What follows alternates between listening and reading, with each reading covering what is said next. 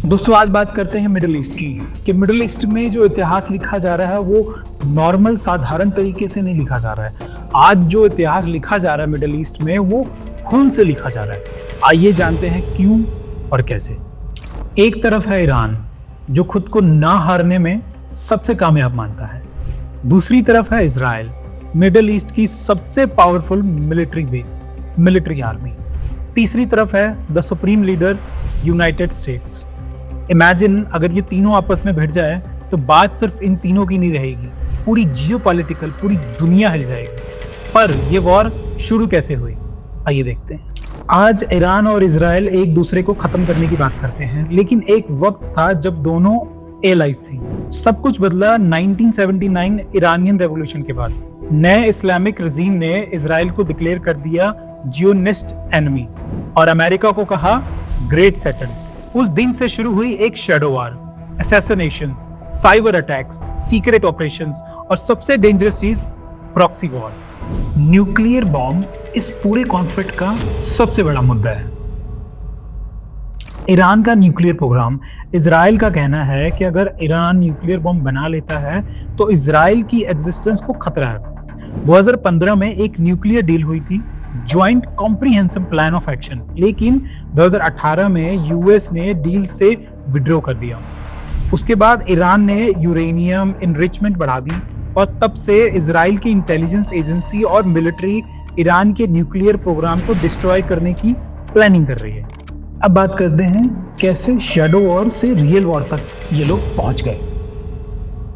सालों तक वॉर सिर्फ इनडायरेक्ट थी, लेकिन फिर सिचुएशन एक्सप्लोड हो गई। इजराइल ने ईरान के nuclear scientist, military commanders, weapon facilities को टारगेट करना शुरू कर दिया। ईरान ने जवाब दिया, ड्रोन्स दिए, बैलिस्टिक मिसाइल से उड़ा दिया और बहुत सारी ऐसी प्रॉक्सीज लगा के इन लोगों ने मिडिल ईस्ट को एक पावर कैट बना दिया। अब जानने वाली बात यह है कि ये वॉर गल्फ कंट्रीज तक कैसे पहुंच गई। अमेरिका, इजराइल, ईरान, इन तीनों से निकल के यहाँ तक पहुंची कैसे, आइए जानते हैं।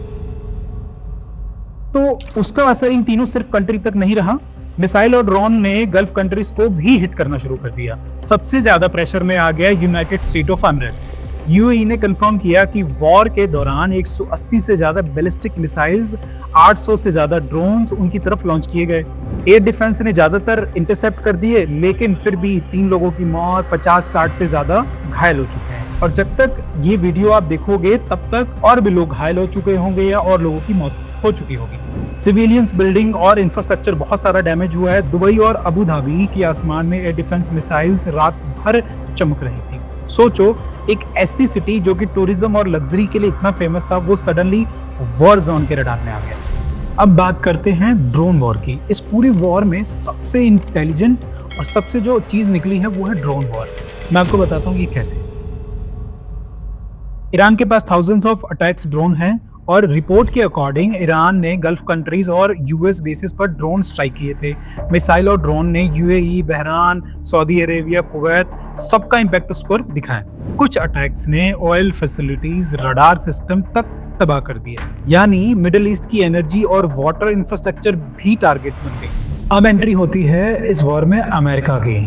ईरान के पास जो भी मिसाइल्स हैं, ड्रोन्स हैं, वो एक बंकर के अंदर रखे हुए हैं और उन बंकर्स को उड़ाने के लिए इजराइल के पास इतनी फैसिलिटीज नहीं थी। लेकिन ईरान ने कुछ न्यूक्लियर साइट माउंटेन्स के अंदर रखे हुए हैं। उन्हें डिस्ट्रॉय करने के लिए चाहिए बंकर बस्टर बॉम्ब्स, स्टेलेथ बॉम्बर्स, जो कि प्राइमरली यूनाइटेड स्टेट के पास हैं।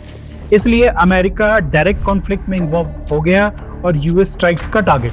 अब जानते हैं कि इस वॉर का ग्लोबल इंपैक्ट कैसे पड़ रहा है। ये बात सिर्फ मिडिल ईस्ट तक नहीं सीमित है। अब ये देखते हैं जियोपॉलिटिकली इस चीजों को कैसे डैमेज करते हैं। सबसे इंपॉर्टेंट जो लोकेशन है वो है स्ट्रेट ऑफ हॉर्मज़। यहाँ से गुजरता है दुनिया का लगभग 20% ऑयल ट्रेड। अगर यहाँ कॉन्फ्लिक्ट एक्सेलेरेट हो गया तो ऑयल स्काई रॉकेट हो सकता है और ग्लोबल रिसेशन भी आ सकता है। अब ये देखते हैं इस पूरी वॉर में इंडिया का क्या कनेक्शन है। इंडिया का जो सबसे बड़ा ऑयल इंपोर्ट है वो गल्फ से आता है। Millions of Indian worker gulf countries में काम करते हैं। शिपिंग रूट इंडिया के ट्रेड के लिए क्रिटिकल है और ये स्ट्रेट ऑफ हॉर्मज़ भी ब्लॉक कर सकता है। तो इंडिया का जो फील्ड प्राइसेस है, इकोनॉमी पर डायरेक्ट इंपैक्ट पड़ेगा।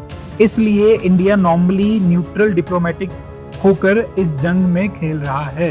सबसे डेंजरस जो सिनेरियो है, अगर ये वॉर फुल स्केल एक्सेलेट हो गई तो सिचुएशन इतनी डेंजरस हो सकती है कि possible acceleration Iran versus Israel full war, US directly involvement रखेगा और हिजबुल्लाह की एंट्री हो सकती है। गल्फ स्टेट वॉर में खींचे जाएंगे और अगर मेजर पावर इन्वॉल्व हो गई तो ये कॉन्फ्लिक्ट एक रीजनल वॉर से ग्लोबल क्राइसिस कब बन जाएगी पता ही नहीं चलेगा। इतिहास में ईरान ने बहुत सारी वॉर्स देखी हैं, पर ये इजराइल, अमेरिका, ईरान का जो कन्फ्रंटेशन है ये बहुत डेंजरस हो सकता है, क्योंकि यहाँ सिर्फ टेरिटरी की फाइट नहीं है, यहाँ फाइट है पावर की, आइडियोलॉजी की, न्यूक्लियर वेपन की, और डिप्लोमेसी अगर फेल हो गई तो मिडिल ईस्ट की ये आग सिर्फ डेजर्ट तक लिमिट नहीं रहेगी, ये आग ग्लोबली इकोनॉमी, पॉलिटिक्स हो गई और ये शायद पूरी दुनिया को जला सकती है। तब इतिहास शायद लिखेगी वर्ल्ड वॉर का एक और चैप्टर, जो कि शुरू हुआ था मिडिल ईस्ट से। दोस्तों, ये थी मिडिल ईस्ट की कहानी, वॉर कैसे शुरू हुई, क्यों शुरू हुई। तो अगर ये कहानी आपको अच्छी लगी तो रागी एक्सप्लेन को शेयर करें, सब्सक्राइब करें, कमेंट करें। Thank you.